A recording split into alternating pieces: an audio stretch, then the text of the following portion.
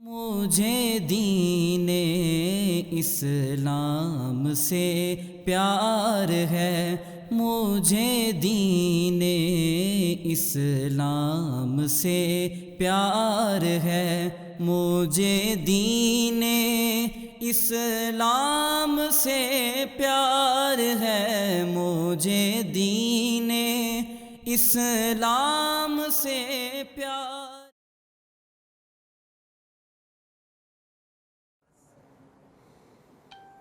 نحمده ونصلي ونسلم على رسوله الكريم اما بعد فاعوذ بالله من الشيطان الرجيم بسم الله الرحمن الرحيم قال الله تبارك وتعالى في شان حبيبه صلى الله تعالى عليه وسلم ان الله وملائكته يصلون على النبي يا ايها الذين آمنوا صلوا عليه وسلموا تسليما الصلاة والسلام عليك يا سيدي يا رسول الله وعلى آلك وصحابك يا سيدي يا حبيب الله الصلاة والسلام عليك يا سيدي يا سيد المرسلين وعلى آلك وصحابك يا سيدي يا شفيع المذنبين السلام علیکم ورحمۃ اللہ وبرکاتہ۔ ناظرین و سامعین کرام، آج بخاری شریف کے ایک اور خوبصورت درس کے ساتھ آپ کی خدمت میں حاضر ہیں۔ آج کا درس نمبر 15 ہے، اور آج کے درس میں بڑی خوبصورت احادیث، درس نمبر 16 ہے اور بڑی خوبصورت احادیث ہمارے پاس موجود ہیں۔ آج کا جو باب ہے یہ خاص طور پر ایک فنی اصطلاح سے شروع ہو رہا ہے، میں اس کی بڑی خلاصے کے ساتھ وضاحت کروں گا۔ باب ما یذکر فی مناولتی و کتاب اہل العلم بالعلم الی البلدانی۔ یہاں لفظ استعمال ہوا مناولہ۔ مناولہ کے دو معنی ہیں۔ ہمارے ہاں کتابیں ہوتی ہیں، ہمارے ہاں سافٹ ویئرز ہوتے ہیں، اور ہمارے ہاں فوٹو کاپیز ہوتی ہیں۔ پہلے جو احادیث کا مجموعہ ہوتا تھا وہ ایک صحیفہ نما ہوتا تھا، لوگ اس کے اوپر احادیث لکھتے تھے، اور جو استاد حدیث لکھتا تھا وہ اپنی احادیث کو سنبھال کے رکھتا تھا۔ تو اگر کوئی استاد اپنے شاگرد کو صحیفہ بھی دے اور اجازت بھی دے کہ میرے اس صحیفے سے احادیث دیکھ کر تم کسی کو سنا سکتے ہو، اس کو مناولہ کہتے ہیں۔ یہ مناولہ کی پہلی صورت ہے۔ اور مناولہ کی دوسری قسم یہ ہے کہ استاد اپنا صحیفہ تو دے دے لیکن بتانے کی اجازت نہ دے کہ اس کو پاس رکھ سکتے ہو، دیکھ سکتے ہو، لیکن اس سے روایت نہیں کر سکتے۔ اس باب کا نام اس لیے رکھا کہ نبی صلی اللہ تعالیٰ علیہ وسلم جب صحابہ کو خطوط دے دیتے تو پھر پابند کر دیتے کہ یہاں نہیں پڑھنا، بلکہ جب تم فلاں مقام پر چلے جاؤ گے تو پھر جا کے اس کو پڑھنا، اس سے پہلے پڑھنے کی تمہیں اجازت نہیں ہے۔ اس لیے اس باب کا نام رکھا کہ باب المناولہ۔ حضور صلی اللہ تعالیٰ علیہ وسلم نے خطوط بھیجے۔ حضرت عبداللہ ابن عباس رضی اللہ تعالیٰ عنہ فرماتے ہیں آپ صلی اللہ تعالیٰ علیہ وسلم نے خطوط بھیجے بحرین کے بادشاہ کی طرف، اور عظیم جس کا نام ابھی ہم نے پیچھے حدیث میں پڑھا ہرقل بادشاہ کی طرف، اس کی طرف آپ نے خطوط بھیجے، اور ایک آپ نے کیسر کی طرف بھیجا اور ایک کسریٰ کی طرف بھیجا۔ تو جو کسریٰ والا تھا اس نے یہ جو گیا خط، یہ وسیلہ گیا، کیسے گیا؟ آپ صلی اللہ تعالیٰ علیہ وسلم نے ایک بندہ بھیجا، وہ بحرین میں گیا، اس نے بحرین کے وزیر کو یہ خط دیا، اس نے آگے کسریٰ کو یہ خط پہنچایا، اور آقا کریم صلی اللہ تعالیٰ علیہ وسلم تک اطلاع یہ آئی کہ اس نے نبی صلی اللہ تعالیٰ علیہ وسلم کے خط کے ٹکڑے کر دیے۔ حضور صلی اللہ تعالیٰ علیہ وسلم کے خط کے ٹکڑے کر دیے۔ تو آقا کریم صلی اللہ تعالیٰ علیہ وسلم نے فرمایا ان یمزقوا کل ممزق، کہ جس نے ہمارے خط کے ٹکڑے کیے اللہ تعالیٰ نے اس کے ٹکڑے ٹکڑے کر دیے۔ یہ سلطنتیں پھر تباہ ہو گئی، اور یہ وہ تھے سپر پاور جن کے سامنے دنیا ڈرا کرتی تھی۔ جیسے آج سپر پاور ہیں امریکہ اور چائنا، اللہ تعالیٰ نے ایک اندیکھا وائرس بھیج کر دونوں سپر پاوروں کو زمین بوس کر کے رکھ دی، اور پوری دنیا کو بتا دیا ہے کہ سپر پاور صرف اللہ ہے۔ سپر پاور کون ہے؟ صرف اللہ تعالیٰ۔ اس باب کی دوسری حدیث ہے، کیونکہ اس میں مزید گفتگو جو ہے وہ عام لوگوں کے لیے نہیں ہے، یہ خاص گفتگو ہے مدرسین کے لیے اور طلباء کے لیے، اس لیے میں اس کے اندر مزید بات چیت نہیں کر رہا۔ اب ہم اگلی حدیث کی طرف چلتے ہیں۔ حضرت انس بن مالک رضی اللہ تعالیٰ عنہ فرماتے ہیں نبی صلی اللہ تعالیٰ علیہ وسلم نے خط مبارک لکھوایا مختلف بادشاہوں کو بھیجنے کے لیے۔ تو جب آقا کریم صلی اللہ تعالیٰ علیہ وسلم نے خط لکھوایا نا، تو حضور صلی اللہ تعالیٰ علیہ وسلم کے صحابہ نے یہ مشورہ دیا کہ حضور جب آپ کسی کو خط بھیجیں گے تو وہ خط نہیں لے گا۔ آقا کریم صلی اللہ تعالیٰ علیہ وسلم نے فرمایا کیوں نہیں لے گا؟ تو کہا کہ جب بادشاہ خط دیکھتے ہیں تو یہ دیکھتے ہیں کہ اس کے اوپر مہر لگی ہوئی ہے کہ نہیں، اس کے اوپر مہر لگی ہوئی ہے کہ نہیں، اور جب اس کے اوپر مہر لگی ہوئی دیکھتے ہیں تو پھر یہ سمجھتے ہیں کہ یہ ایک حاکم اور ایک بادشاہ کی طرف سے خط آیا، پھر اس خط کو قبول فرماتے ہیں۔ تو آقا کریم صلی اللہ تعالیٰ علیہ وسلم نے خط کے اوپر مہر لگانے کے لیے انگوٹھی بنائی۔ انگوٹھی کا شریعت محمدی صلی اللہ تعالیٰ علیہ وسلم میں جو بنیادی نقطہ نظر ہے وہ یہ ہے کہ حضور صلی اللہ تعالیٰ علیہ وسلم نے مہر کے اوپر لگانے کے لیے انگوٹھی بنوائی۔ اس انگوٹھی کے اوپر مہر تھی اور اس میں لکھا ہوا تھا محمد الرسول اللہ۔ کیا لکھا ہوا تھا؟ محمد الرسول۔ اس میں ایک عربی ٹرم بتانا چاہتا ہوں۔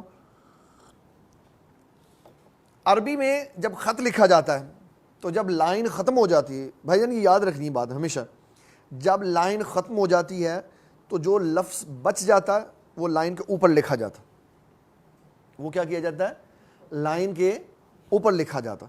اگر اوپر لکھنے کے بعد بھی بات پوری نہ ہو تو پھر اس سے اوپر، پھر اس سے اوپر، پھر اس سے اوپر بات لکھی جاتی۔ ایسے نہیں ہے کہ لائن لکھی جا رہی ہے اور ختم ہو گئی تو پھر نیچے اس کے نیچے حاشیے کے طور پر لائن لکھ دی جائے۔ یہ عربی میں خط لکھنے کا غلط طریقہ کار ہے۔ صحیح طریقہ ہے کہ جب بات ایک لائن میں لکھنی ہے اور آخر میں لائن ختم ہو گئی اور کچھ جملے بچ گئے تو اس کو لائن کے اوپر لکھا جائے گا، پھر یہ سمجھا جائے گا کہ یہ عبارت اگلی لائن کا حصہ ہے۔ اگر آپ نے عبارت نیچے لکھ دی تو وہ اس لائن میں نہیں پڑھی جائے گی، بلکہ وہ پڑھا لکھا ہمیشہ بندہ اگلی لائن کے اوپر آگے اس کو پڑھے گا، کیونکہ اضافی اور زائد عبارت جو ہوتی ہے وہ لائن ختم ہونے کے بعد اوپر لکھی جائے۔ اب دیکھیں، عبارت میں پہلے لفظ تھا محمد صلی اللہ علیہ وسلم، پھر تھا رسول، پھر تھا اللہ، یعنی لفظ تھا محمد الرسول اللہ صلی اللہ علیہ وسلم۔ جب پہلے لکھا تو محمد صلی اللہ علیہ وسلم لکھا تو لائن ختم ہو گئی، تو رسول کا لفظ اس کے اوپر لکھا، لیکن آگے بھی جب جگہ ختم ہو گئی تو تیسرا لفظ اللہ سب سے اوپر لکھا۔ تو ترتیب میں یہ تھا کہ محمد الرسول اللہ تھا، لیکن عظمت و شان کے لیے اللہ کا لفظ آٹومیٹکلی اصول کی وجہ سے سب سے اوپر چلا گیا۔ تو یہ ایک عربی گرامیٹیکلی ایک طریقہ کار ہے کہ عبارت جب لکھنی ہے تو ایسے لکھنی ہے کہ جب آخر میں لائن ختم ہو تو پھر اوپر، پھر اوپر، پھر اوپر لفظ لکھنا۔ تو اس طرح محمد الرسول اللہ صلی اللہ علیہ وسلم آپ کی مہر تیار ہوئی۔ اس سے ہمارے علماء نے یہ سبق نکالا ہے کہ مسلمان انگوٹھی پہن سکتا ہے 4.5 ماشے کی چاندی کی 4.5 ماشے کی انگوٹھی ایک پہن سکتا۔ یہ بالکل عام بندوں کے لیے بھی، ہر بندے کے لیے جائز ہے۔ نبی صلی اللہ تعالیٰ علیہ وسلم نے اس کا جو استعمال کیا وہ بطور مہر کیا، ویسے مومنوں کے لیے جائز ہے۔ 4.5 ماشے سے زیادہ چاندی والی انگوٹھی پہننی جائز نہیں ہے، اور جنہوں نے 2 انگوٹھیاں، 3 4 اور بعضوں نے 10 انگوٹھیاں پہنی ہوتی ہیں، ایک انگلی میں 3 انگوٹھیاں چڑھائی ہوتی ہیں، یہ پھر مسلمانوں کی بدنامی کا سبب بنتا ہے۔ عموماً یہ وہ لوگ ہوتے ہیں جو دین سے بالکل بے بہرا ہوتے ہیں، اور پھر ہماری بدقسمتی ہے 6 8 10 انگوٹھیاں پہ کے پھر جا کے ان بزرگوں کے مزارات پہ بیٹھ جاتے ہیں جنہوں نے کبھی ایک بھی انگوٹھی نہیں پہنی، پھر کہتے ہیں لو جی انہاں دی تعلیم ہے کی، تو یہ لوگ بدنامی کا سبب بنتے ہیں۔ اب یہ ڈیوٹی ان بابا جی کی نہیں ہے، یہ ڈیوٹی ہے جو موجود ہے کہ وہ جو ڈیوٹی دے رہے ہیں ان کو چاہیے کہ بابا جی کی تعلیمات کے مطابق جو غیر شرعی احکامات کرنے والے لوگ ہیں ان کو، وہ مجاور نہیں ہے، وہ صرف بدنامی کروانے والے، ان کو اٹھا دیں یہاں سے۔ اور اس کے اوپر جب مسلمان سنجیدہ ہو کے تحریک چلائیں گے تو یقین مانے سارے مزارات ان چرسیوں اور بھنگیوں سے خالی ہو جائیں گے۔ یہ جتنے بھی صاحب مزار ہیں، جتنے بھی اولیاء اللہ زندگی میں تقوی کی نعمت کے ساتھ دنیا سے گئے، ان میں سے کوئی بھی بھنگ نہیں پیتا تھا، کوئی بھی بھنگ گھوٹتا بھی نہیں تھا.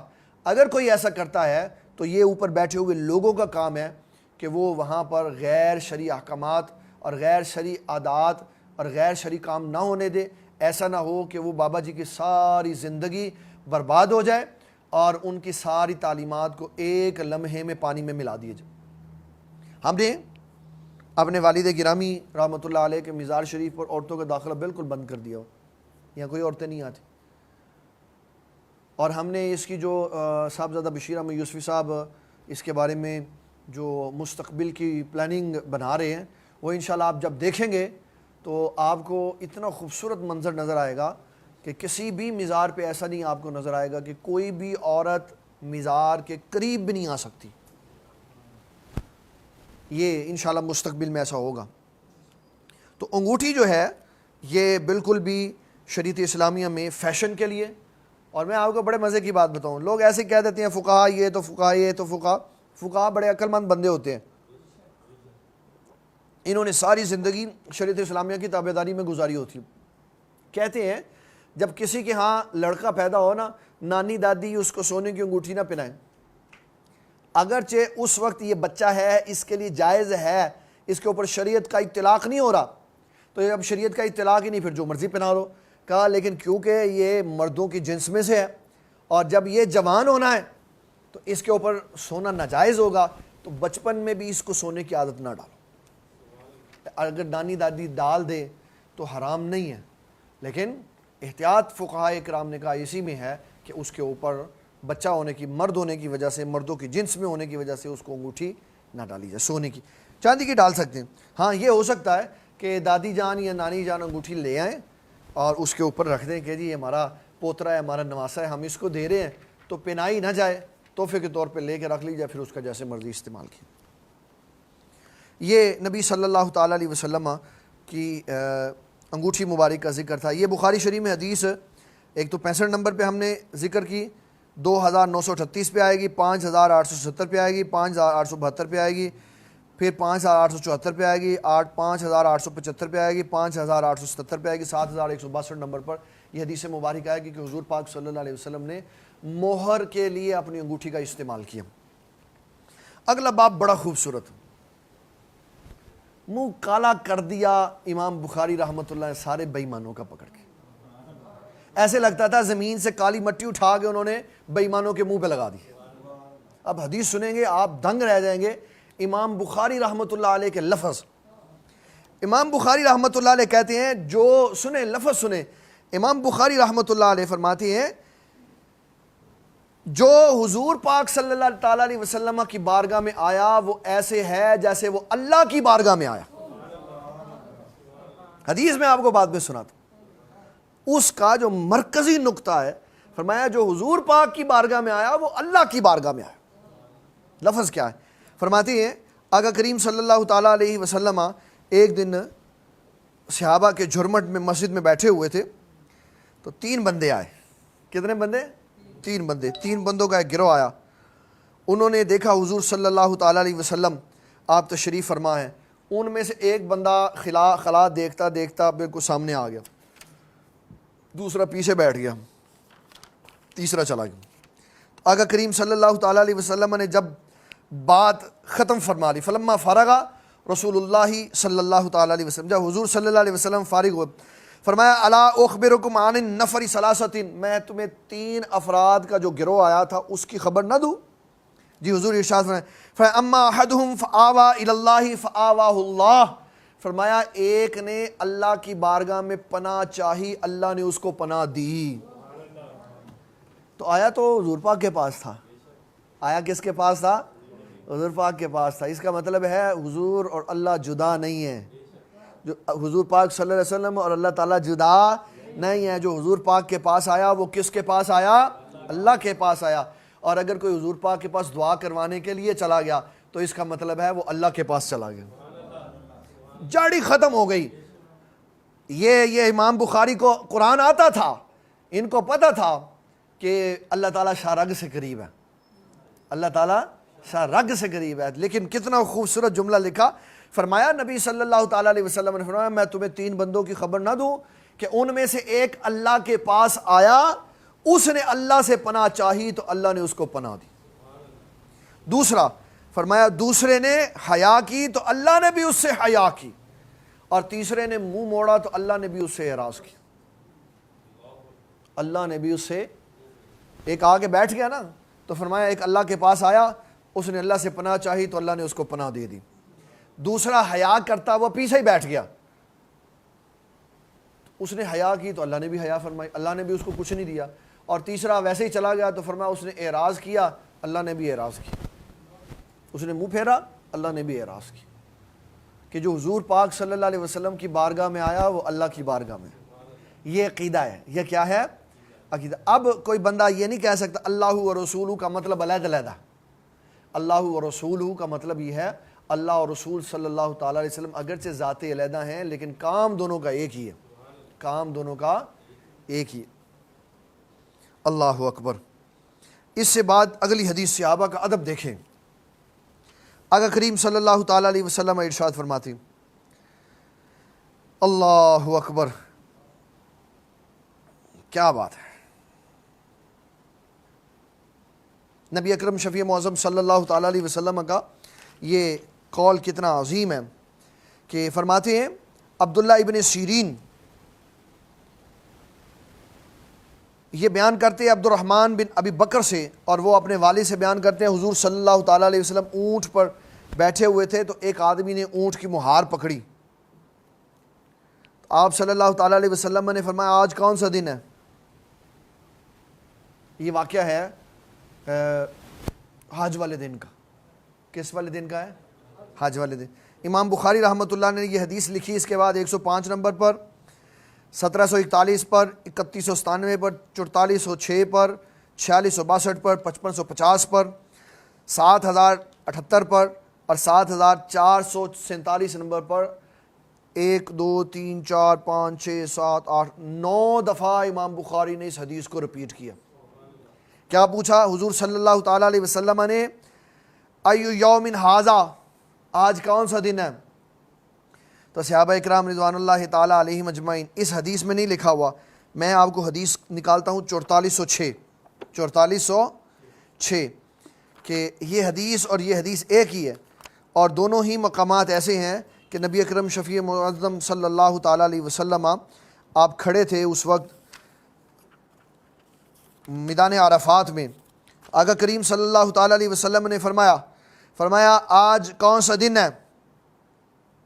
تو صحابہ نے کہا اللہ و رسول عالم، اللہ جانے، اللہ کے رسول صلی اللہ تعالیٰ علیہ وسلم جانے۔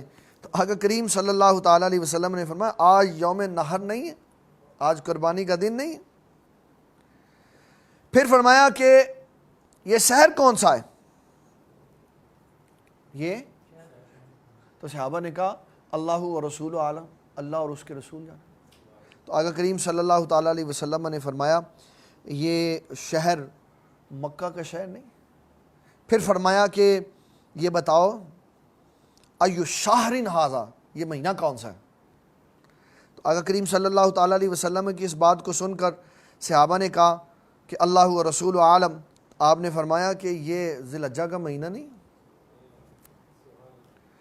اس میں امام بخاری رحمۃ اللہ علیہ فرماتے آقا کریم صلی اللہ تعالیٰ علیہ وسلم نے جب یہ بات ارشاد فرمائی تو تینوں سوالوں کے جواب پر یہی ارشاد فرمایا اللہ و رسول عالم، اللہ جانے اور اللہ کے۔ اب سوال یہ ہے کہ کیا حج کرنے کے لیے صحابہ نہیں حضور پاک کے ساتھ گئے ہوئے تھے؟ اتنا بھی پتہ نہیں تھا یہ شہر کون سا ہے، اتنا بھی نہیں پتہ تھا یہ مہینہ کون سا ہے، اتنا بھی نہیں پتہ تھا یہ جگہ کون سی ہے، اور اتنا بھی نہیں پتہ تھا یہ دن کون سا ہے۔ لیکن انہوں نے نہیں کہا اللہ و رسول عالم، اس لیے کہ کہیں حضور پاک صلی اللہ تعالیٰ علیہ وسلم نے اس کا نام نہ تبدیل کرنا ہو۔ اب حضور صلی اللہ تعالیٰ علیہ وسلم نے نام رکھ دیے تو مجھے پسند نہیں آئے۔ میں نے کہا نہیں، مجھے ربیع الاول پسند نہیں، میں نے ربیع النور رکھنا ہے۔ میں نے کیا رکھنا ہے؟ ربیع النور رکھنا ہے۔ مجھے ربیع الاول پسند نہیں کیونکہ حضور پاک نے رکھا تھا۔ میں نے ربیع الثانی نہیں رکھنا، میں نے ربیع الغوث رکھنا ہے۔ تو صحابہ تو نام ہی نہیں رکھ رہے، بتا ہی نہیں رہے۔ عبداللہ ابن عمر کہتے ہیں حضور پاک صلی اللہ علیہ وسلم نے مجھے فرمایا وہ درخت کون سا ہے؟ تو میں نے کہا میں خاموش رہا. تو فرمایا وہ کھجور کا درخت ہے. تو کہنے لگے مجھے پتا تھا. میں نہیں بولا حیا کرتے ہوئے نہیں. وہ تو اتنا خیال کرتے تھے. اور ہمیں حضور پاک نے نام دیے محرم، صفر، ربیع الاول، ربیع الثانی، جمادی الاول، جمادی الثانی، رجب، شعبان، شوال، رمضان، رمضان، شوال، ذوالقعدہ، ذوالحج. لیکن ہم کہتے ہیں نہیں میں نہ اپنی مرضی دا رہنا جی. میں نے حضور پاک نے بہت عشق کا میں ربیع الاول دی بجائے ربیع النور رکھنا ہے. یہ محبت نہیں ہے. یہ محبت وہی ہے جو حضور صلی اللہ تعالیٰ علیہ وسلم نے نام دیا اس کو پسند کرنا. یہ صحابہ اکرام رضوان اللہ تعالیٰ علیہ مجمعین کا ادب تھا. اور آپ صلی اللہ تعالیٰ علیہ وسلم نے فرمایا کہ جو موجود ہے جس نے میری بات سنی وہ اس کو پہنچا دے جو موجود نہیں ہے. ہو سکتا ہے یہاں موجود لوگوں سے وہ زیادہ قوی حافظے والا ہو جو موجود نہیں، اس کو پہنچا دے. پھر آگے باب العلمی قبل القولی والعملی، اور اس میں بڑا خوبصورت ایک جملہ لکھا ان العلماء ہوا ورثۃ الانبیاء. علماء انبیاء کے وارث ہوتے ہیں. علماء کس میں؟ فرمایا وورث العلم، علم میں وارث ہوتی، مال میں وارث نہیں ہوتے. اور پھر فرمایا کہ ومن سلک طریقا یطلب به علما سہل اللہ له طریقا الی الجنہ، کہ جو علم کے راستے پہ چل پڑتا ہے اللہ تبارک و تعالی جل مجدہ الکریم اس کے لیے جنت کے راستے کو آسان کر دیتا. پھر ایک جملہ فرمایا کہ من اخذہ اخذ بحظ وافر، جس نے جتنا علم حاصل کیا اللہ تعالیٰ جل مجدہ الکریم نے اس کو اتنا علم کا حصہ عطا فرما دیا. اب دیکھ لیں جو جتنی سٹرگل کرے گا اللہ تعالیٰ اس کو اتنا علم عطا فرما دے گا. یہ نہیں کوئی بھی کہہ سکتا میں سارا کچھ پڑھ لے جی میں. اور یہ جو بندہ کہتا ہے نا اے دیکھو جی اے میرا انجینئرنگ دا میری مشین دا کلیا پہ ہے، لیاؤ کسی بابے نو کہ او کہے کہ اے پڑھ کے دھاؤ. کل یہ کہے گا، یہ میں بتا دیتا ہوں، کل یہ کہے گا کیونکہ جب گستاخی کی انتہا پہ پہنچ جاتا ہے نا. اس کے لیے میں پہلے آپ کو ایک بات سناتا ہوں پھر میں ادھر آؤں گا. ایک بندے نے مسئلے پڑھے بڑے ٹکا کے. اس نے یہ پڑھا کہ اللہ تعالیٰ اپنے حکم کی نافرمانی کرنے پہ سزا دیتا ہے. ایک دن غلطی سے اس نے بے وضو نماز پڑھا دی. نماز پڑھا کے سارا دن اس کا دل خوف سے کامتا رہا ابھی سزا ملے گی تو میں کہیں انسان سے جانور. سارا دن گزر گیا کوئی نہیں سزا ملی. اس نے کہا یار یہ ایتے کہانیاں ہی نہیں ساری، ایتے کہانیاں ہی نہیں ساری ہیں. لو جی اس نے اگلے دن پھر بغیر وضو کے پڑھا دی نماز. اب وہ دلیر ہو گیا کہ کوئی سزا نہیں. پھر اس نے حالت جنابت میں نماز پڑھا دی. وہ آگے بڑھتا گیا. اس نے کہا ایسے ہی کہانی ہے کوئی کچھ نہیں ہوندا. پھر اس نے آہستہ آہستہ آہستہ آہستہ نمازیں پڑھانی بھی چھوڑ دی، پڑھنی بھی چھوڑ دی، دین سے دور چلا گیا. ایک بابا جی درس دے رہے تھے اور انہوں نے کہا کہ جب انسان اللہ تبارک و تعالی جل مجدہ الکریم کی نافرمانی کرتا ہے تو اللہ سزا دیتا ہے. وہ کھڑا ہو گیا اور کہنے لگا میں کہانیاں نے ساریاں کتنے سزا دینا، کتنے سزا دینا، میں اتنی دیر ہو گئی کوئی نہیں عبادت کرتا میں ان کو سزا ملی. آپ صاحب نظر تھے، کہنے لگے کہ کیا یہ سزا کم ہے کہ اللہ نے تجھے اپنے گھر سے ہی باہر نکال دیا ہوا؟ کیا یہ سزا کم ہے کہ تو اللہ کے گھر میں اس کی مسجد میں مصلی کا امام تھا تو اسے تو پسند ہی نہیں آیا تو اس نے آہستہ آہستہ کر کے تجھے باہر نکال دیا. تو یہ جو بندہ کہتا ہے نا میرا کلیا پہ ہے مشین دا اے کہو داتا صاحب نو بناوے، کل یہ گستاخ بے ادب کہے گا اے کلیا رسول اللہ نو بھی نہیں آندا کہے گا. کیوں؟ جھجک جب ختم ہوتی چلی جاتی ہے نا تو انسان پھر اوپر سے اوپر درجے پہ چلا جاتا. آج وہ کہتا ہے امام اعظم ابو حنیفہ کو کلیا نہیں آتا، آج وہ کہتا ہے امام اعظم ابو حنیفہ کو موبائل چلانا نہیں آتا، کل وہ یہ جملہ رسول اللہ کے لیے بھی کہے گا. کیوں؟ جب بے ادب آدمی بے ادب ہو جاتا ہے، حیا فوت ہو جاتی ہے نا تو رسول اللہ فرماتے ہیں پھر انسان جو مرضی کرے. اذا فاتک الحیاء ففعل ما شئت. علامہ ہندی نے کنز العمال میں لکھا کہ جب بندے کی حیا فوت ہو جاتی ہے پھر وہ جو مرضی کرتا. پھر وہ یہ نہیں دیکھتا کہ یہ امام اعظم ابو حنیفہ ہیں یا صدیق اکبر ہیں، پھر وہ یہ نہیں دیکھتا کہ یہ رسول اللہ کی ذات ہے. اس لیے بزرگوں کی بے ادبی اور گستاخی کرنے سے پہلے سوچ لینا چاہیے. مرزا غلام احمد قادیانی تھا نا، وہ بھی سٹیپ بائی سٹیپ اوپر گیا تھا. پہلے وہ مسلمانوں کی صفوں میں شامل ہو کر عیسائیوں سے مناظرے کرتا تھا، پھر اپنے علم کے خمار پہ وہ گرتا چلا گیا، ایک ایک کر کے سٹیپ بائی سٹیپ اس نے دعوے، اس کی کتابیں پڑھے۔ پہلے اس نے مجددیت کا دعویٰ کیا، پھر اس نے مسیح موعود کا دعویٰ کیا، پھر اس نے نبی صلی اللہ تعالیٰ علیہ وسلم کی نبوت پہ ڈاکہ مارا، ایک ایک کر کے اس نے بغیرت، جب بغیرتی کی حدوں سے گرتا ہے نا پھر ایک ایک کر کے سٹیپ چڑھتا۔ تو یہ جو کہتا ہے نا کہ اس فلانے کسی بابے کو، امام اعظم ابو حنیفہ کو موبائل نہیں آتا، اس کو سکھاؤ گے تو کل یہ جملہ یہ رسول اللہ کے لیے بھی بولے گا۔ کیوں؟ جب انسان کی لگامیں ٹوٹ جاتی ہیں تو پھر وہ کچھ بھی کہنے کے لیے تیار ہو جاتا۔ اور جن کو سارا کچھ آتا تھا وہ کہتے حضور ہمیں کچھ نہیں آتا، ہمیں تو یہ بھی نہیں پتا یہ جگہ کون سی ہے، ہمیں تو یہ بھی نہیں پتا یہ شہر کون سا ہے، ہمیں تو یہ بھی نہیں پتا ہم یہاں کیا کرنے آئے ہوئے ہیں۔ سارا کچھ اللہ اور اس کے رسول جانتے ہیں، جو علم کے شہنشاہ تھے، جن کو سارا علم آتا، انہوں نے کہا حضور کچھ نہیں آتا، حضور کچھ نہیں آتا۔ ایک بندے نے نبی صلی اللہ تعالیٰ، یہ بخاری کی روایت ہے، ایک بندے نے نبی صلی اللہ تعالیٰ علیہ وسلم کی بارگاہ میں عرض کی حضور قیامت کب آئے گی؟ آپ نے فرمایا کوئی تیاری شاری کی ہوئی ہے؟ کہنے لگا نہیں کوئی نہیں تیاری۔ وہ بے نمازی تو نہیں تھا، وہ صحابی بے نمازی تو اس وقت تو جو نماز نہیں پڑھتا تھا اس کو کافر کہتے تھے، وہ بے نمازی نہیں تھا۔ آقا کریم صلی اللہ تعالیٰ علیہ وسلم نے جب کہا نا کہ کوئی تیاری ہے تو کہنے لگا حضور کوئی تیاری نہیں، کچھ بھی نہیں۔ نماز بھی پڑھتے تھے، روزے بھی رکھتے تھے، زکاتیں بھی ادا کرتے، سب کچھ کرتے، اور کچھ نہیں، صحابی رسول تھے۔ صرف ایک جملہ کہا کہ حضور آپ سے محبت کرتا ہوں اور اللہ سے محبت کرتا ہوں۔ آپ نے فرمایا پھر فکر نہ کر، تو جس سے محبت کرے گا قیامت والے دن اسی کے ساتھ ہوگا۔ صحابہ کو تو اپنی نمازوں پہ کوئی گمان ہی نہیں تھا، وہ بھروسہ نہیں کرتے تھے، ان کو صرف بھروسہ تھا حضور پاک صلی اللہ علیہ وسلم کی محبت کے اوپر۔ اللہ اکبر اللہ۔ اس لیے کوئی باغی ہو جائے نا، باغی، تو دعا کرنی چاہیے یا اللہ انہوں ہدایت دے، یا اللہ انہوں ہدایت۔ پھر فرمایا کہ انما یخشی اللہ من عبادہ العلماء، یہ سورہ فاطر کی آیت نمبر 28 ہے کہ اللہ تعالیٰ سے اس کے بندوں میں سے صرف علماء ہی ڈرتے ہیں۔ اس آیت میں داتا صاحب کا ذکر ہے۔ کس کا ذکر ہے؟ داتا صاحب کا۔ اس آیت میں معین الدین چشتی اجمیری کا ذکر ہے، اس میں امام اعظم ابو حنیفہ کا ذکر ہے۔ یہ علماء ہیں، یہ علماء ہیں جو علماء سے پڑھ کے آئے ہیں۔ امام اعظم ابو حنیفہ رضی اللہ تعالیٰ عنہ وہ بندے ہیں جنہوں نے 2 سال حضرت امام جعفر صادق کے سامنے زانوئے تلمذ طے کی اور فرمایا لولا السنتانی لہلک نعمان، اگر میرے 2 زندگی کے سال نہ ہوتے تو نعمان ہلاک ہو جاتا۔ 2 سال مسلسل امام جعفر صادق کے پاس آپ نے علم حدیث پڑھا۔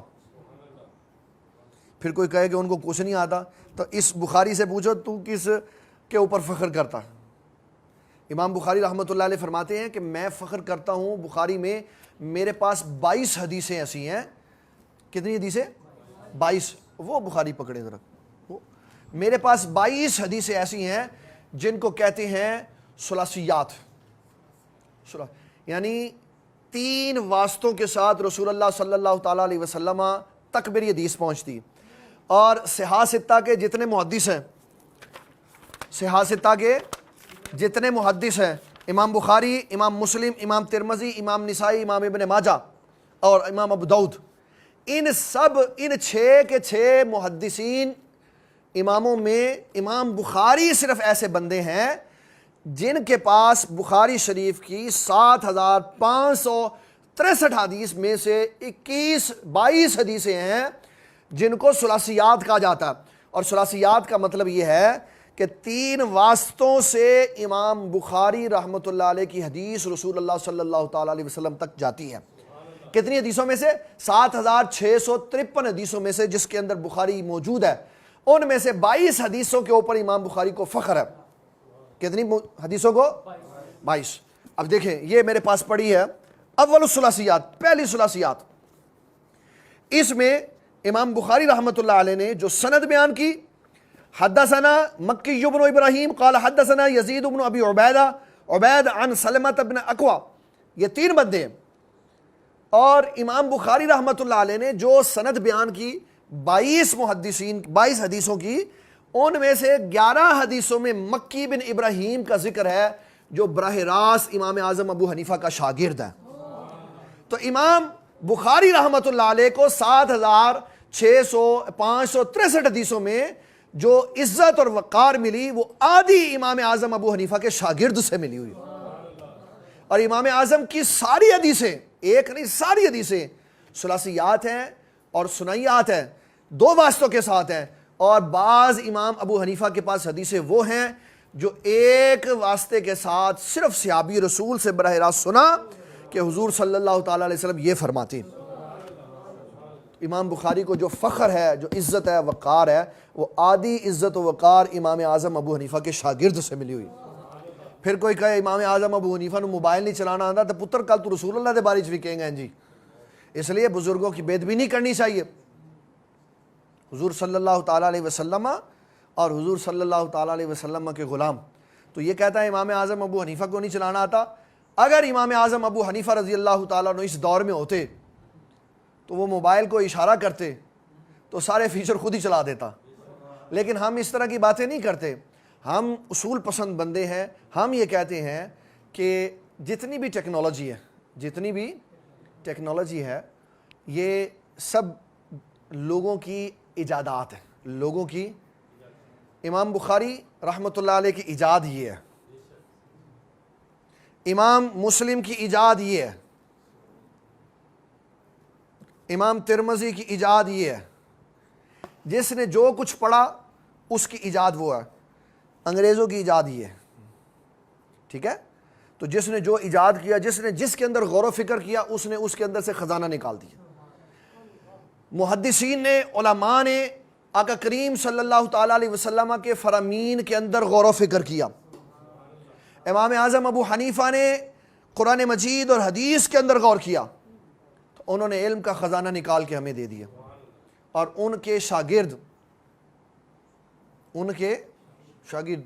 اتنے جلیل القدر ہیں کہ بڑے بڑے جید علماء امام محمد جو امام اعظم ابو حنیفہ کے شاگرد ہیں ان کے درجے کو بھی نہیں پہنچ پاتے۔ امام محمد مجتہد فی المسلک ہے، اور امام ابو حنیفہ رضی اللہ تعالیٰ عنہ درس دے رہے ہیں۔ ایک بندہ گزرتا ہے، وہ کہتا ہے واون واوین، میں نے 92 پہ بھی یہ سنایا، واون واوین، لوگوں کو پتہ لگے امام اعظم ابو حنیفہ کا علمی مقام کیا ہے، تو آپ نے فرمایا واوین۔ وہ جو مجتہد بالمسلک لوگ بیٹھے ہوئے تھے نا، اور ان کے اوپر سے گزر گئی بات۔ آپ پوچھنے لگے حضور والا یہ واون واوین کیا ہے؟ آپ نے فرمایا وہ مجھے مسئلہ پوچھ رہا تھا کہ تشہد میں، قادم تشہد عبداللہ ابن مسعود والا پڑھنا ہے، عبداللہ ابن عباس والا پڑھنا ہے۔ تو میں نے کہا عبداللہ ابن مسعود والا پڑھنا ہے کہ اس میں 2 واو آتی ہیں۔ تو آج لوگ نہ عقل نہ شکل نہ بوتھی نہ منہ نہ سر، اور آگے نہ حسب و نسب۔ علماء نے یہ نہیں کہا کہ جناب جس سے منہ اٹھائے اور تم حدیث پڑھ لو۔ امام بخاری رحمۃ اللہ علیہ سے پوچھو کہ بخاری صاحب آپ نے حدیث جمع کرتے ہوئے احتیاط نہیں کی؟ تو امام بخاری رحمۃ اللہ علیہ فرمائیں گے میں نے اتنی احتیاط کی کہ میں نے ایک بندے کو دیکھا، وہ اپنے سامنے اونٹوں کا برتن پکڑ کے ان کو کھانا کھلانے کے لیے برتن ان کے سامنے لے کے آیا۔ فرمایا جب میں نے دیکھا تو اس برتن کے اندر کچھ نہیں تھا، تو فرمایا میں نے یہ سمجھ لیا جو جانوروں کو دھوکہ دے سکتا ہے رسول اللہ کی حدیث میں بھی گڑبڑ کر سکتا۔ اتنے اہتمام کے ساتھ امام بخاری رحمۃ اللہ علیہ نے لوگوں سے حدیثیں اکٹھی کی، اور جو حدیث سناتے ہوئے جھوٹ بول دیتا اور جو غلط بیانی کر دیتا اور آدھی حدیث اپنے مقصد کے لیے سنا کے صحابہ پہ تان کرتا، ایسے شخص سے کبھی بھی دین نہیں پڑھنا چاہیے، ایسے بندے کی کبھی بھی بات نہیں سننی چاہیے۔ اور میں آپ کو بتاؤں، میں نے ایک بات کسی سے سنی، 92 ہی میں نے سنی، غازی صاحب بتانے لگے۔ اب میں نے ان سے، مجھے کہیں ملیں گے تو میں ان سے حوالہ مانگنا ہے۔ حضرت ابو بکر صدیق رضی اللہ تعالیٰ عنہ کا جس دن ذکر تھا تو کہنے لگے ایک بندہ مرنے لگا تو اس کی زبان پہ کلمہ جاری نہیں ہو رہا تھا، اس کی زبان سے کلمہ جاری نہیں ہو رہا تھا۔ تو لوگوں نے کہا کہ اس کے گھر سے پتہ کرو یہ کیا بات ہے، اتنا نیک آدمی بنا پھرتا ہے اور اس کی زبان سے کلمہ نہیں جاری ہو رہا۔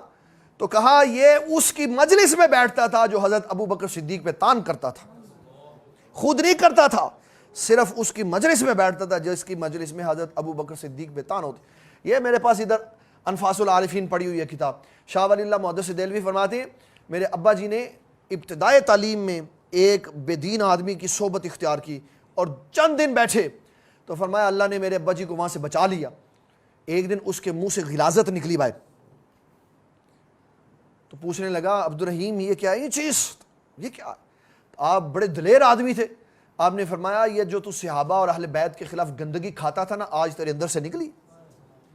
تو جس کے معدے میں، جس کے پیٹ میں، جس کے دل میں جو کچھ ہے وہی کچھ نکلتا ہے، اور جس کے دل میں حضرت امیر معاویہ کا بغض ہے، صحابہ اور اہل بیت کا بغض ہے، اس کے پیٹ سے گندگی نکلتی ہے، اور جس کے دل میں پیار ہے اس کے دل سے پیار ہی باہر نکلتا ہے۔ اس لیے کبھی بے دین آدمی کا درس نہیں سننا چاہیے، بے دین آدمی کا درس نہیں سننا چاہیے، پہلے پتہ کر لینا چاہیے حضور پاک صلی اللہ علیہ وسلم کی عزت و تعظیم، صحابہ اور اہل بیت کے بارے میں نظریات کیسے رکھتا ہے، یہ نہ ہو کہ اپنے پٹھا بیٹھ جائے۔ اس لیے بہت سخت احتیاط کریں بے دینوں کی صحبت سے۔ آقا کریم صلی اللہ تعالیٰ علیہ وسلم آپ فرماتی ہیں، اور یہ بخاری شریف کی ترجمۃ الباب کی آیات ہیں جو امام بخاری رحمۃ اللہ علیہ نے بیان کی، فرمایا کہ هل يستوي الذين يعلمون والذين لا يعلمون، بڑا خوبصورت جملہ، فرمایا جو علم والا ہوتا ہے اور جو علم والا نہیں ہوتا وہ آپس میں برابر نہیں ہوتے، اور فرمایا قرآن مجید کے اندر مثالوں کو صرف علماء سمجھ سکتے ہیں، ہر مثال کو ہر بندہ نہیں سمجھ سکتا، کہ قرآن مجید کی بے شمار مثالوں کو صرف علماء سمجھتے۔ پھر فرمایا من یرید اللہ خیرا یفقہہ فی الدین، من یرید اللہ خیرا یفقہہ فی الدین، اللہ جس کے لیے بلائی کا ارادہ کرتا ہے اس کو فقیہ بنا دیتا ہے۔ یہ تو مخالف قرآن ہے ان کا نظریہ کہ بتاؤ فقیہ کدھر سے آ گئے، ہم تو فقہ مانتے ہی نہیں ہیں۔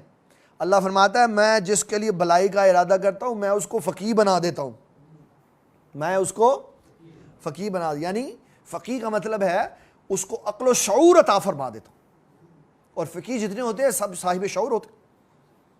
کوئی بے علم آدمی فقیہ نہیں ہو سکتا، کوئی بے علم آدمی فقیہ نہیں ہو سکتا، علم والا ہوتا ہے، صاحب تقوی ہوتا ہے، اور نظر والا آدمی جو ہوتا ہے وہ فقیہ ہوتا ہے، کہ جس کو کتابیں پڑھ کر کتابوں سے مسئلے اخذ کرنے کا طریقہ کار ہوتا ہے، صحابہ اور اہل بیت کی عزت کا بھی خیال رکھنے والا ہوتا ہے، اولیاء علماء کی عظمت و شان کو بھی پیش نظر رکھنے والا ہوتا ہے، اور مسئلوں کو نکالنے والا بھی بڑا زیرک بندہ ہوتا ہے۔ مسائل میں اختلاف بری بات نہیں ہے، مسائل میں اختلاف بری بات نہیں ہے، بری بات ہے اختلاف کے بعد تذلیل اور توہین کرنا، اختلاف کے بعد تذلیل اور توہین کرنا۔ نبی صلی اللہ تعالیٰ علیہ وسلم فرماتے اختلاف امتی رحمتن، میری امت کے علماء کا اختلاف باعث رحمت ہوتا ہے، باعث رحمت ہوتا ہے، کہ علماء آپس میں اختلاف کرنے کے بعد جب اختلاف سے باہر نکلتے ہیں تو فقہاء کرام کہتے ہیں پھر وضو کرتے ہیں، پھر نئے سرے سے وضو کرتے ہیں کہ یہ مسئلے میں ہم نے اختلاف کیا، ویسے ہم علماء کی تعظیم کرنے والے۔ اور پوری تاریخ اسلام میں میں نے یہ پڑھا، شوافع، حنابلہ اور مالکہ جب کبھی سفر کر کے حنفیوں کے علاقے سے گزرے، حنفیوں کی مسجد میں نماز پڑھنے کا وقت آیا تو انہوں نے امام اعظم ابو حنیفہ کی عزت کی وجہ سے ویسے نماز پڑھی جیسے امام اعظم ابو حنیفہ کہتے تھے۔ لاکھ اختلاف اپنی جگہ، لاکھ اختلاف اپنی جگہ، لیکن امام صاحب کی عزت کو سب نے سلام پیش کیا۔ بالخصوص امام شافعی ایسا کام کرتے تھے کہ جب آپ کہیں سے گزرتے اور پتہ چلتا یہ امام اعظم ابو حنیفہ کے شاگردوں کی مسجد ہے تو بغیر رفع الیدین کے نماز پڑھتے تھے، یہ ان کی عزت اور وقار تھی۔ پھر آقا کریم صلی اللہ تعالیٰ علیہ وسلم نے ایک اور بڑا خوبصورت جملہ ارشاد فرمایا،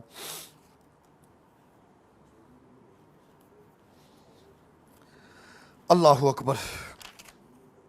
اگلا جو باب ہے یہ بڑا ہمارے لیے آج قابل غور ہے،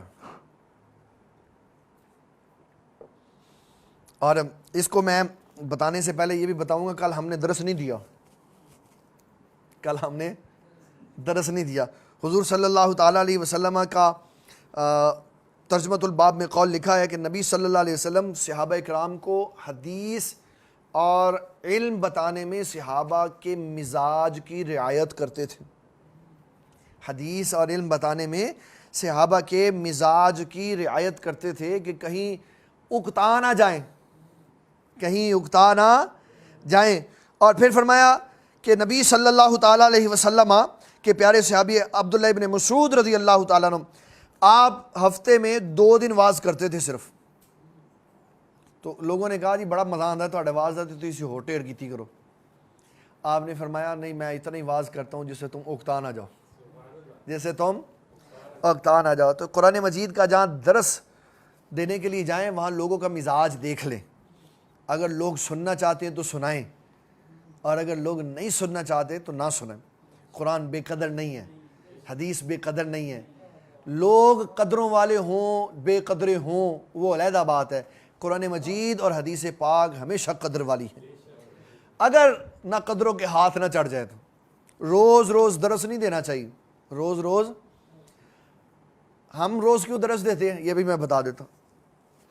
ہم اس لیے روز درس دیتے ہیں کہ روز ہی لاک ڈاؤن ہوتا، لوگ سارا دن بیٹھ کے گھروں میں جھگڑوں میں اور اکتاہٹ کا شکار ہوتے ہیں، تو پھر ان کو قرآن سنا کے فریش کر دیتے ہیں. حضور پاک کی محبت کا تذکرہ سنا دیتے ہیں. جب لاک ڈاؤن کھول جائے گا پھر دیکھیں گے کہ کبھی کبھی درس ہوا کرے گا. تو یہ لاک ڈاؤن کی وجہ سے روز ہم درس دے دیتے ہیں کہ رات کو چلو سارا دن جیسے بھی گزرا، رات حضور پاک صلی اللہ علیہ وسلم کی محبت میں گزر جائے. اللہ اکبر. اور پھر ایک حضرت سیدنا انس رضی اللہ تعالیٰ عنہ فرماتی ہیں کہ رسول اللہ صلی اللہ تعالیٰ علیہ وسلم نے فرمایا یسروا ولا تعسروا وبشروا ولا تنفروا، کہ لوگوں کے لیے آسانی پیدا کرو، مشکلات پیدا کرنا کرو، خوشخبریاں سناؤ، ڈر نہ غم نہ سناؤ، نفرت نہ پیدا کرو. دین ایسے سناؤ کہ دین لوگوں کے اندر چلا جائے، دین لوگوں کے اندر چلا جائے محبت سے، حسن سلوک سے. اس کا مطلب یہ نہیں ہے کہ سختی والا مضمون نہیں سنانا، نا نا نا نا نا. اگر سختی والا مضمون نہ سنانا ہوتا تو یہ حدیث سب سے پہلے ابو بکر صدیق کو آنی چاہیے تھی، ان کو آتی تھی. حضرت سیدنا افضل البشر بعد الانبیاء حضرت سیدنا ابو بکر صدیق رضی اللہ تعالیٰ عنہ، جو حضور صلی اللہ تعالیٰ علیہ وسلم کی امت میں سب سے بڑے قاری، سب سے بڑے فقیہ، سب سے بڑے محدث، سب سے حسین و جمیل، سب سے اچھے خاندان والے، اس لیے حضور پاک صلی اللہ علیہ وسلم نے اپنی امت کا امام ان کو بنایا. حضرت سیدنا ابو بکر صدیق کو آتی تھی، لیکن انہوں نے کہا اگر میرے دور میں کوئی شخص اونٹ لے کے آئے اور نکیل باندھنے والی رسی نہ لے کے آئے لیکن حضور پاک کے دور میں دیتا ہو تو فرمایا میں اس سے بھی جہاد کروں گا. یعنی جو اسلام ماننے والا ہے اس کو رعایت کوئی نہیں ہے، اس کے لیے پورے اصول کے اوپر عمل کرنا یہ لازم ہے. اور فرمایا کہ لوگوں کے لیے اسرت پیدا کرو، لوگوں کے لیے مشکلات پیدا نہیں کرو. اور پھر حضور صلی اللہ تعالیٰ علیہ وسلم نے ایک اور بڑا خوبصورت حکم مبارک ارشاد فرمایا. یہ اگر ہم حدیث مبارک اس کو سمجھیں نا تو بڑی، ایک حدیث میں نے 70 نمبر حدیث چھوڑ دی اس لیے کہ 69 اور 70 حدیث اور 68 اور 11واں باب یہ سب ایک ہی مضمون کا چل رہا کہ لوگوں کے لیے آسانی پیدا کریں، اکتاہٹ نہ پیدا کریں. یہ آج کی جو حدیث ہے یہ انشاءاللہ اپنے وقت کے اندر ہم اس کو کمپلیٹ کر لیں گے، لیکن یہ مضمون بہت بڑا. آقا کریم صلی اللہ تعالیٰ علیہ وسلم کی حدیث مبارک کے راوی ہیں حضرت سیدنا معاویہ رضی اللہ تعالیٰ عنہ. کون ہیں؟ آئے ہائے ہائے. حضرت سیدنا، بعض لوگوں کا نام سنو کہ منہ سڑ کے کالا ہو جاتا. صحیح بات ہے. کون ہے؟ حضرت معاویہ. میں آپ کو حضرت معاویہ رضی اللہ تعالیٰ عنہ کی پہلے عظمت سناتا ہوں، پھر اس کے بعد ہم اس حدیث کی طرف آئیں. جامع ترمذی کی روایت ہے 3842. اس کو مسند احمد میں بھی بیان کیا گیا، معجم الکبیر لطبرانی میں بھی، مصنف ابن ابی شیبہ امام بخاری کے استاد، اور حلیہ میں بھی بیان کیا گیا. حضور صلی اللہ تعالیٰ علیہ وسلم نے حضرت معاویہ کے لیے دعا کی، یا اللہ اس کو ہادی بھی بنا دے، اس کو مہدی بھی بنا دے. ہاں جی، کیا فرمایا؟ ہادی بھی بنا دے، مہدی بھی بنا دے. پھر حضرت عبداللہ ابن عمر فرماتے ہیں کہ آقا کریم صلی اللہ تعالیٰ علیہ وسلم نے حضرت معاویہ رضی اللہ تعالیٰ عنہ کے بارے میں ایک بات ارشاد فرمائی. عبداللہ ابن عمر فرماتے ہیں رسول اللہ صلی اللہ علیہ وسلم نے فرمایا تمہارے سامنے والے دروازے سے ایک شخص آئے گا جو جنتی لوگوں میں سے ہے، جو جنتی لوگوں میں سے ہے۔ تو فرمایا حضرت عبداللہ ابن عمر نے جب میں نے دروازہ کھولا تو سامنے حضرت معاویہ رضی اللہ تعالیٰ عنہ کھڑے تھے۔ آقا کریم صلی اللہ علیہ وسلم نے فرمایا جس نے مجھے دیکھا نا اللہ تعالیٰ نے اس کے اوپر دوزخ کی آگ حرام کر دی۔ ایک جاہل آدمی کہتا ہے جاہل، اس کے لیے تو جاہل کا لفظ بھی بولنا جاہل کی توہین ہے۔ جاہل آدمی کون سا آدمی؟ جاہل، جو جہالت کے اندھے کنویں میں پڑا ہوا، کہتا ہے جی جڑا بندہ فتح مکہ تو بعد مسلمان ہویا انہیں کی قرآن لکھیا؟ تو قرآن تو مک ہی گیا سی پر۔ سورۃ توبہ کی بے شمار آیات فتح مکہ کے بعد نازل ہوئی، مومنوں اور منافقوں کے درمیان تفریق فتح مکہ کے بعد نازل ہوئی، فتح مکہ کے بعد نازل ہوئی۔ حضور صلی اللہ تعالیٰ علیہ وسلم حضرت معاویہ سے پیار کرتے تھے۔ اچھا ایک سوال ہے جو میں کرتا ہوں، اگر حضرت معاویہ رضی اللہ تعالیٰ عنہ معاذ اللہ ثم معاذ اللہ کوئی یہ کہتا ہے کہ وہ یہ تھے تو فلاں تھے، تو پھر بتاؤ حضرت سیدنا امام حسن کو نہیں پتا تھا؟ اگر انہوں نے نبی صلی اللہ تعالیٰ علیہ وسلم کی حدیث شریف کے مطابق خلافت ان کے سپرد کر دی تو حضرت امام حسن کو نہیں پتا تھا یہ اچھا آدمی نہیں ہے؟ آپ ہفتوں حضرت معاویہ کے ہاں شاہی مہمان رہا کرتے تھے، یہ بھی بتاؤ لوگوں کو۔ حضرت امام حسن اور امام حسین وہ تھے جو باطل کے ہاتھ میں کبھی ہاتھ نہیں دیتے تھے، اور حضور صلی اللہ تعالیٰ علیہ وسلم نے فرمایا ان بنی ھذا سیدن، میرا یہ بیٹا میری قوم کا سردار ہے، لعل اللہ ان یصلح بین فئتین عظیمتین من المسلمین، جب مسلمانوں کی دو جماعتیں آپس میں لڑنے کے لیے تیار ہوں گی تو میرا بیٹا ان کے درمیان میں صلح کروا دے۔ کن کی جماعتیں؟ مسلمانوں کی۔ کن کی جماعتیں؟ مسلمانوں کی۔ ایک طرف امام حسن کھڑے تھے، ایک طرف حضرت امیر معاویہ کھڑے تھے، دونوں کو رسول اللہ صلی اللہ علیہ وسلم نے مسلمان فرمایا، مسلمانوں کی دو جماعتیں۔ اس لیے صحابہ کے بارے میں کبھی بغض، کینہ اور عداوت نہیں رکھنی چاہیے، اور اس کو نا یہ جو اڑائی چھٹانگ کی ہے نا اس کو قابو میں رکھنا چاہیے۔ رسول اللہ صلی اللہ علیہ وسلم فرماتے ہیں یہ صبح سارے جسم کے اعضاء اس سے التجا کرتے ہیں تو نہ بگڑی وگرنہ سزا ہمیں بھگتنی پڑے گی، اس کو سنبھال کے رکھنا چاہیے۔ اور دیکھیں نا اللہ تعالیٰ کا کمال، کانوں کے آگے کوئی پردہ نہیں، ہاتھ کے آگے کوئی پردہ نہیں، ناک کے آگے کوئی پردہ نہیں، آنکھوں کے آگے ہلکا سا پردہ لگایا ہوا تاکہ سو سکے، لیکن زبان کے آگے 32 مجاہد کھڑے کیے ہوئے ہیں، اور پھر اس کو بند کرنے کے لیے 2 مضبوط ہونٹ بھی بنائے ہوئے، پھر بھی یہ اندر نہیں رہتی، پھر بھی اتنی لمبی باہر نکل کے چلی جاتی۔ اور میں یقین مانے میں اللہ کی قسم کھا کے کہتا ہوں جو اس زبان کا غلط استعمال کرتا، میں نے ایک بندہ ایسا بھی دیکھا جو اس کا غلط استعمال کرتا تھا، مرنے سے 2 سال پہلے اس کی زبان باہر نکل آئی ہوئی تھی، ایسے پکڑ کے دوبارہ منہ میں رکھ کے زبان تو وہ منہ بند کرتا تھا، اور اسی ذلت میں وہ مر گیا۔ اس لیے صحابہ اور اہل بیت کے بارے میں ہمیشہ باادب نظریہ۔ کون سا نظریہ؟ کوئی پوچھے حضرت معاویہ کے بارے میں تو کہو ہمارے سروں کے تاج ہیں، کوئی پوچھے امام حسن کے بارے میں کہو ہمارے سروں کے تاج ہیں، کوئی پوچھے حضرت ابوبکر صدیق کے بارے میں کہو ہمارے سروں کے تاج ہیں، پھر وہ کوئی پوچھے کوئی تنازع ہو گیا تھا کہا اللہ جانے اللہ کے رسول جانے، اللہ جانے اللہ کے، تو ہمیں لگتا ہے بیچ میں بولنے والا، تجھے کیا مسئلہ ہے؟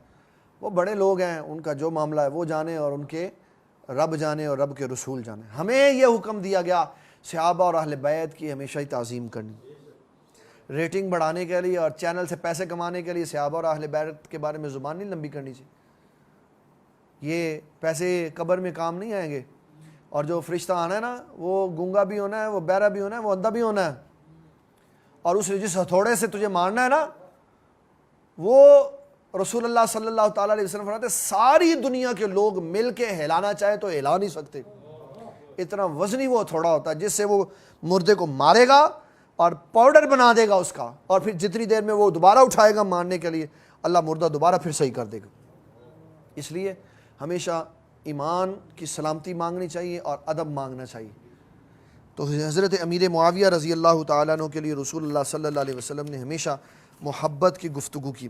اور یہ حدیث میں سنا کے بعد ختم کرتا ہوں. اس کے اوپر گفتگو ہم انشاءاللہ تعالیٰ کل کریں گے. حضرت معاویہ رضی اللہ تعالیٰ عنہ فرماتے ہیں کہ میں نے نبی صلی اللہ تعالیٰ علیہ وسلم کو کہتے ہوئے یہ سنا. آپ ارشاد فرما رہے تھے من یرید اللہ بہ خیر یفقہہ فی الدین, اللہ جس کے لیے بھلائی کا ارادہ فرمائے اس کو دین کی سمجھ عطا فرماتا ہے. وانما انا قاسم واللہ یعطی, اللہ تعالیٰ مجھے عطا فرماتا ہے, میں آگے تقسیم کرتا ہوں.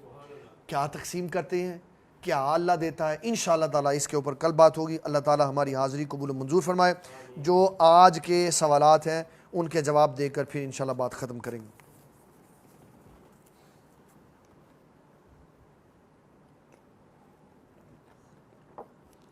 اگر کوئی شخص روزہ رکھ کر سارا دن سوتا رہتا ہے اور صرف نماز کے وقت اٹھتا ہے, نماز پڑھتا ہے, پھر سو جاتا ہے, ایسا کرنا کیسا ہے؟ کوئی حرج نہیں, اللہ تعالیٰ کے فرائض پورے کر رہا ہے تو سوتا رہا. حضرت شیخ شبلی ایک ان کے ساتھ منقول ہے اور ایک ہے شیخ سعدی شرازی کے متعلق. تہجد کے وقت یہ سبق پڑھاتے تھے, تہجد کے وقت سبق پڑھاتے تھے. ایک دن شاگرد نہ اٹھے, ایک اکیلا اٹھا, باقی سارے سوئے ہوئے. تو جب آپ سبق پڑھانے کے لیے بیٹھے نا تو اس نے نا ذرا فخر محسوس کیا. شاگرد نے کہنے لگا استاد جی میں آج اکلا ہی بیٹھا, باقی سارے ستے پہ نے. آپ نے فرمایا تو دین پڑھ رہا ہے, وہ سوئے ہوئے ہیں لیکن تجھ سے اچھے ہیں. وہ تو دین پڑھ رہا ہے, وہ سوئے ہوئے ہیں, وہ تجھ سے اچھے ہیں. بڑا تعجب ہوا کہ میں قرآن و سنت پڑھ رہا ہوں اور وہ سوئے ہوئے ہیں, وہ مجھ سے اچھے ہیں. آپ نے فرمایا اس لیے وہ تجھ سے اچھے ہیں کہ وہ کسی کی غیبت نہیں کر رہے اس وقت, اور تو غیبت کر رہا, اس لیے تجھ سے اچھے. تو جو سویا ہوا بندہ ہے اور وہ کچھ بھی نہیں کر رہا, اس کے کھاتے میں کوئی گناہ نہیں لکھا جا رہا, نماز اٹھ کے وہ پڑھ لے. اللہ تعالیٰ کی عبادات میں اگرچہ اس کے لیے سستی ہو گئی, اگرچہ تلاوت قرآن مجید اس کو کرنی چاہیے تھی, وہ نہیں کی اس نے, لیکن اس وقت میں اس نے گناہ کوئی نہیں کیا. اگر وہ سارا دن بھی سویا رہتا ہے تو اس کے روزے کے کمال کو کوئی فرق نہیں پڑتا, اس کا روزہ خرابی سے پاک ہے. 4.5 ماشے سے زیادہ کی انگوٹھی پہنی تو کیا گناہ ملے گا؟ اگر مقرر مقدار سے زیادہ چاندی کی انگوٹھی پہنی تو نماز میں فرق آئے گا؟ دیکھیں جو شریعت نے حد لگائی ہے نا, اس میں ایک اصول اور ضابطہ سنیں. جو دھاتے ہیں نا, دھاتے, ان کا استعمال مردوں اور عورتوں کے لیے کسی کے لیے جائز نہیں ہے. دھاتوں کا استعمال مردوں اور عورتوں کے لیے جائز نہیں ہے. سونے کو شریعت مطہرہ نے اور چاندی کو مطلقاً عورتوں کے لیے جائز قرار دیا, اور مردوں کے لیے 4.5 ماشے کی چاندی کی انگوٹھی کو جائز قرار دی. پتل اور اس کے علاوہ دوسری جتنی چیزیں تھیں متقدمین کے نزدیک مردوں اور عورتوں دونوں کے لیے ناجائز تھی. پھر عموم بلوا ہوا, مسلمانوں کی ایک کثیر عورتوں کی تعداد غربت اور مفلسی کی وجہ سے سونا اور چاندی نہیں خرید سکتی تھی, تو انہوں نے آرٹیفیشل جیولری لی جو دھاتوں کے اوپر مبنی تھی, اس کو استعمال کیا. تو فقہائے کرام نے عموم بلوا کی وجہ سے ایک کثرت اس کے اندر مبتلا ہو چکی ہوئی ہے, تو اس میں رعایت کی گنجائش پیدا کر دی. جیسے اعلیٰ حضرت رحمۃ اللہ علیہ نے ہندوستان میں جب پاکستان نہیں بنا تھا تو یہ فتویٰ جاری کیا تھا جو ٹائی لگاتا ہے وہ کافر ہو جاتا ہے, کیونکہ ٹائی کافروں کا شعار ہے. پھر جب پاکستان بنا علماء نے دیکھا کہ دفتروں میں, بینکوں میں اور سرکاری عمارتوں میں اس کو لازم کر دیا, تو انہوں نے اس فتوے کو تبدیل کر کے جواز کی اجازت دے دی, اس لیے کہ عموم بلوا کی وجہ سے مسلمانوں کی ایک کثیر تعداد اس کے اندر مبتلا ہو گئی. اب میں ایک فرق بتا دیتا ہوں. عموم بلوا ہمیشہ اس شے میں ہوگا جس میں آیت قرآنی یا حدیث رسول موجود نہیں ہوگی. اگر کسی شے کے حکم میں قرآن مجید موجود ہے یا حدیث رسول موجود ہے, اس میں عموم بلوا کا کوئی کانسیپٹ نہیں ہے. اس طرح تو لوگ کہیں گے کیونکہ سود کے اندر ایک پاکستان کی میجورٹی داخل ہے تو اس کی بھی اجازت دے دو عموم بلوا کی وجہ سے, لیکن اس کی اجازت اس لیے نہیں ہے کہ اس کے اوپر نص قطعی موجود ہے. یہ بات, یہ فرق ہمیشہ ذہن میں رکھنا. بعض لوگ اصل نام کی بجائے نک نیم استعمال کرتے ہیں، کیا اسلام میں ایسا کرنا جائز ہے؟ ہمارے شاد باغ میں ایک مکان ہوتا تھا، اس کے مکان کے باہر لکھا ہوتا تھا جی ڈی ناصر، بہت بڑا پروفیسر تھا وہ صبح سے لے کے رات گئے تک اس کے گھر کے باہر موٹر سائیکل اور کثیر تعداد میں میل فیمیل اسٹوڈنٹ پڑھنے آتے، اور سارے ہی پڑھے لکھے لوگ تھے۔ کیا نام تھا اس کا؟ جی ڈی ناصر۔ تو وہ ایک دن نام پوچھا اصل ہی کہتے ہیں غلام دین ناصر، تو غلام دین معیوب لگا اس کو، تو اس نے جی ڈی بنا دیا، جی ڈی ناصر۔ یہ نام کو مختصر کرنا یہ مسلمانوں کی تحریک نہیں ہے، مسلمانوں کی تحریک یہ انگریزوں سے آئی ہوئی ہے کہیں سے۔ مسلمان نام میں MAARY1 ARY2 ARY3 یہ کیا ہے؟ یہ کیا ہے جی؟ تو یہ اسلام اس کی اجازت نہیں دیتا، پورا نام لینا چاہیے۔ کیا نام لینا چاہیے؟ اسلام پسند کرتا ہے۔ جس طرح حدیث شریف میں آیا خدیجہ بنت خالد، تو آنا چاہیے تھا کہ یا خے۔ لکھنے میں کبھی کبھی شارٹ کر دیا جاتا ہے کہ حدیث کی کتابوں میں حدثنا کو خے سے ذکر کر دیا جاتا ہے کہ اس سے مراد ہے حدثنا۔ میں آ رہا ہوں، میں بھائی جان پیارے بھائی، میں ادھر ہی تشریف لا رہا ہوں۔ اب انہوں نے کیونکہ پہلے بات کر دی، پھر میں اب براہ راست اس کی طرف جاتا ہوں۔ کہتے ہیں بعض لوگ حضور صلی اللہ تعالیٰ علیہ وسلم کا نام لکھنے میں بھی جلدی کا شکار ہوتے ہیں، آدی سواد لکھ دیتے ہیں۔ سب سے پہلے اس کام کو مودودی صاحب نے کیا، آدی سواد۔ اعلیٰ حضرت رحمۃ اللہ علیہ نے اس کے اوپر پہ فتویٰ شائع کیا۔ ادھر ہندوستان میں بھی کسی نے ایسا کیا ہوگا، کیونکہ یہ تو ادھر کا تھا، ادھر بھی کسی نے ایسا کیا ہوگا۔ تو اعلیٰ حضرت رحمۃ اللہ علیہ فرماتے ہیں نبی صلی اللہ تعالیٰ علیہ وسلم کے نام کے بعد آدی سعد یہ درود شریف نہیں ہے۔ اس کی میرے والد گرامی رحمۃ اللہ علیہ آپ اس طرح مثال دیا کرتے تھے، اگر کوئی بندہ آدی سعد کو درود شریف سمجھتا ہے تو پھر وہ یہ کرے التحیات للہ والصلوات والطیبات والسلام علیک ایھا النبی ورحمۃ اللہ وبرکاتہ، السلام علینا وعلی عباد اللہ الصالحین، اشہد ان لا الہ الا اللہ واشہد ان محمدا عبدہ ورسولہ، صاد رب اجعلنی مقیم الصلاۃ ومن ذریتی ربنا وتقبل دعاء ربنا اغفر لی ولوالدی وللمؤمنین یوم یقوم الحساب۔ تو یہ آدی سعد کیا درود شریف ہے؟ وہاں درود شریف کا کام دے سکتی ہے؟ تو اس کا مطلب ہے یہ صفحے کے اوپر بھی درود شریف کا کام نہیں دے سکتے۔ یہ بخل کیا حضور صلی اللہ تعالیٰ علیہ وسلم کے نام مبارک کو۔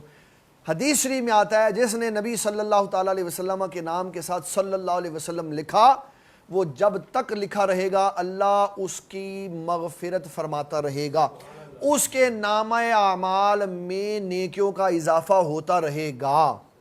جی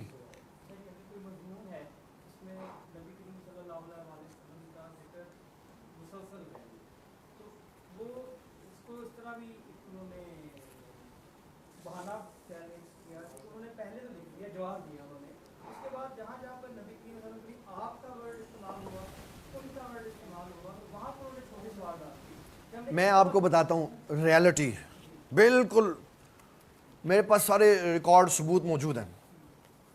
میں نے ایم فل کا تھیسس لکھا اور میں نے ایک PhD ڈاکٹر کو چیک کروایا، وہ پیجز تھے 483۔ انہوں نے کہا یہ کچھ باتیں ریپیٹ ہوئی ہیں تو اس کو کاٹ دو۔ میں نے ان کو دے دیا، میں نے کہا جی آپ اس کو سیٹ کر دیں۔ انہوں نے جو اضافہ تھا وہ مجھے کاٹ دی۔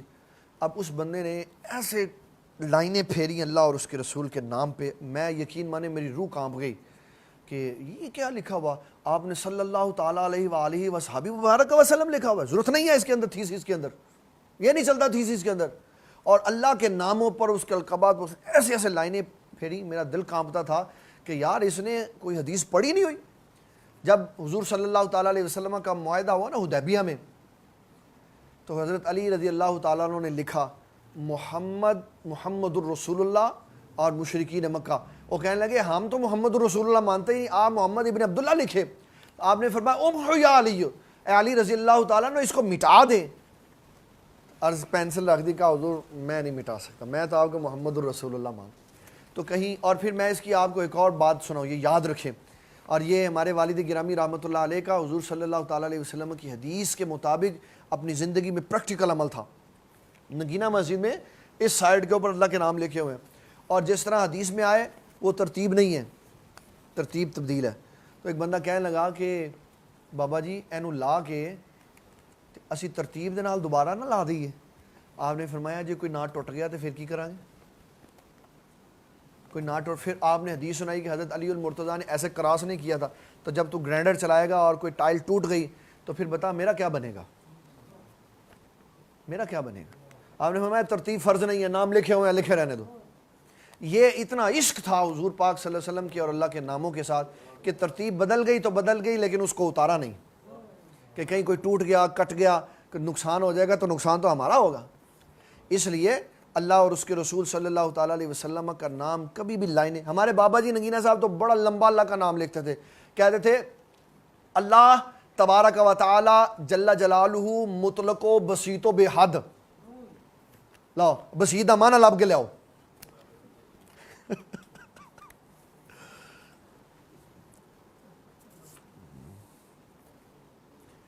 مجتہد کسے کہتے ہیں، مجدد اور مجتہد میں کیا فرق ہے؟ کل کے درس میں انشاءاللہ یہ بات کریں گے، کیونکہ وہ جو حدیث آ رہی ہے نا وہ بڑی زبردست ہے، اس کے اندر یہ ساری باتیں ہوں گی. فرض، نفل، وتر اور سنتوں کی ترتیب کا کیا حکم ہے؟ جان بوجھ کر ترتیب بدلی یا غلطی سے آگے پیچھے کر کے پڑھی تو کیا حکم؟ ترتیب وہی ہے نماز میں جو ہم پڑھتے ہیں، پہلے فجر کی سنتے پھر فرض، پھر اس کے بعد زور کی سنتے پھر زور کے فرض، پھر زور کی سنتے پھر نفل، اسی طرح ساری ترتیب ہے. اگر کسی کی ابتدائی سنتیں رہ جائیں، دو قول ہیں اس کے اندر. ایک قول یہ ہے کہ سب سے آخر میں پڑھنی چاہیے، ایک قول ہے فرضوں کے فوری بعد پڑھنی چاہیے. جنہوں نے کہا فرضوں کے فوری بعد پڑھنی چاہیے انہوں نے یہ کہا کیونکہ پہلے اپنی جگہ سے ہٹ گئی، اب مزید تاخیر کا شکار نہ کرو تو فرضوں کے فوری بعد پڑھ لو. اور جنہوں نے کہا آخر میں پڑھنی ہے انہوں نے یہ جواب دیا کیونکہ پہلے اپنی ترتیب سے ہٹ گئی ہے اور یہ ترتیب سے ہٹ گئی ہوئی ہے، اب اس کی وجہ سے فرض کے بعد والی سنتوں کو اپنی ترتیب سے مت ہٹاؤ، اس کو اپنی جگہ پہ رہنے دو، اس کو دو سنتیں پڑھنے کے بعد پڑھ لو، نفلوں سے پہلے پڑھ لو. اگر مرشد پاک خواب میں نظر آئیں اور ہمارے کسی مسئلے کا حل بتائیں تو اس خواب کی کیا اہمیت ہوگی؟ بڑا سمپل سا مسئلہ ہے. خواب اچھے بھی ہوتے ہیں، خواب برے بھی ہوتے ہیں. تو جب اچھا خواب آئے اس کی اچھی تعبیر ہوتی ہے، جب برا خواب آئے اس کے بارے میں نبی صلی اللہ تعالیٰ علیہ وسلم نے فرمایا کہ اٹھ کے 3 دفعہ کر کے اعوذ باللہ من الشیطان الرجیم پڑھنا چاہیے. اگر شیخ خواب میں آئیں کوئی تعریفی کلمات کہیں تو لوگوں کو بتا دینے میں کوئی حرج نہیں. اگر کوئی حکم صادر فرمائے تو قطعاً نہیں بتانا چاہیے کہ جو خواب میں حکم دیا جاتا ہے وہ حکم صرف اس ذات تک ہوتا ہے جس نے خواب دیکھا ہے، آگے متعدی نہیں ہوتا. اگر آگے متعدی ہوتا تو آج تک دنیا کے بڑے بڑے چوروں، ڈاکوؤں، لٹیروں نے بڑے بڑے علماء کو لوٹ کے کنگال کر دینا تھا حضور پاک کا نام لے کے. کیونکہ ہمارے ہاں لوگ حضور پاک کا نام لے کے جھوٹ بولنے میں کوئی بھی تردد محسوس نہیں کرتے. جی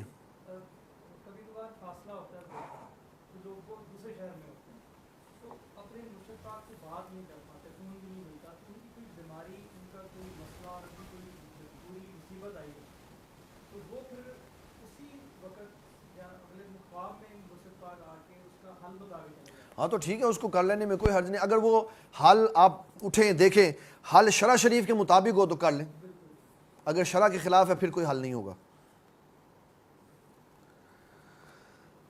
تراویح کی ہر 4 کے بعد دعا پڑھتے ہیں.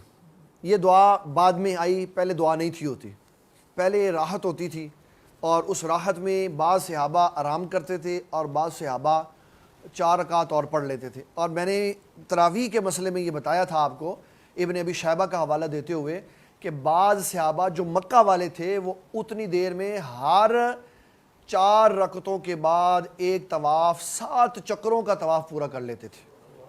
اور یہ دعا ہمیں اس لیے دی کہ ہماری فکر اور خیال نہ بدل جائے، تو کہا یہ آپ دعا پڑھ لیے کرو. کیا ہے دعا شاہد؟ سبحان ذی الملک والملکوت. یہ مختلف دعائیں ہیں. ایک دعا یہ ہے جو ہم پڑھتے ہیں، ایک اس کے علاوہ بھی میں آپ کو سنا دیتا ہوں. ایک دعا ہے جو ہم پڑھتے ہیں سبحان ذی الملک والملکوت، سبحان ذی العزت والعظمت والہیبت والقدرت والکبریاء والجبروت، سبحان الملک الحی الذی لا ینام ولا یموت، سبوح قدوس ربنا ورب الملائکۃ والروح، اللہم اجرنا من النار یا مجیر یا مجیر یا مجیر۔ ایک دعا یہ ہے، ایک یہ ہے سبحان ذی الملک والملکوت، سبحان ذی العزت والعظمت والہیبت والقدرت والجلال والجمال والکمال والبقاء والثناء والضیاء والآلاء والنعماء والکبریاء والجبروت، سبحان الملک الحی الذی لا ینام ولا یموت، سبوح قدوس۔ یہ ساری اوراد فتحیہ شریف میں لکھی ہوئی ہے، کوئی یہ پڑھنا چاہتا ہے تو یہ پڑھ لے، یہ پڑھنا چاہتا ہے تو یہ پڑھ لے۔ اگر عشاء کے فرض باجماعت پڑھے ہیں تو کیا وتر بھی اس کا جواب ہم نے پیچھے بڑا تفصیلی دیا ہے کہ اس کو کیا کرنا چاہیے، وہ ہمارے پیچھے والے لیکچر سنیں تو اس میں آ جائے گا۔ سحری کا وقت 3:57 تھا، لیکن وقت دیکھنے میں غلطی ہوئی، 4:37 پہ پانی پی لیا۔ صبح پتہ چلا کہ سحری کا وقت دیکھنے میں غلطی، اب اس غلطی کی وجہ سے روزہ ہوا یا نہیں؟ غلطی کی وجہ سے روزہ ہو جاتا۔ اللہ تعالیٰ جل مجد الکریم ارشاد فرماتا ہے لا یکلف اللہ نفسا الا وسعها لها ما کسبت وعلیہا ما اکتسبت ربنا لا تؤاخذنا، ربنا لا تؤاخذنا ان نسینا او اخطانا، یا اللہ اس چیز کا مواخذہ نہ فرما جو میں بھول گیا یا میں غلطی سے کر بیٹھا۔ اگر کسی نے غلطی میں پانی پی لیا اور پانی پینے کے بعد اس کو احساس ہوا ہو یہ تو روزے کا ٹائم بند ہو گیا تھا، تو چپ کر کے باقی دن کچھ نہ کھائے پیے روزہ رکھے، اس کا روزہ ہے۔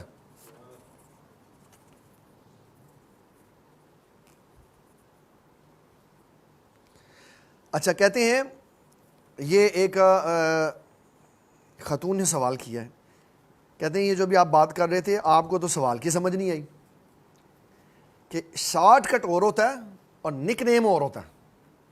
بڑا اس نے ٹیکنیکل بات کی، کہتے ہیں شارٹ کٹ اور ہوتا ہے اور نک نیم اور ہوتا ہے۔ بالکل صحیح کہا، ہم اگر سوال غلط جواب دیں گے تو دوبارہ وضاحت کر دیتے ہیں۔ شارٹ کٹ ہے جی ڈی ناصر اور نک نیم ہے چاند۔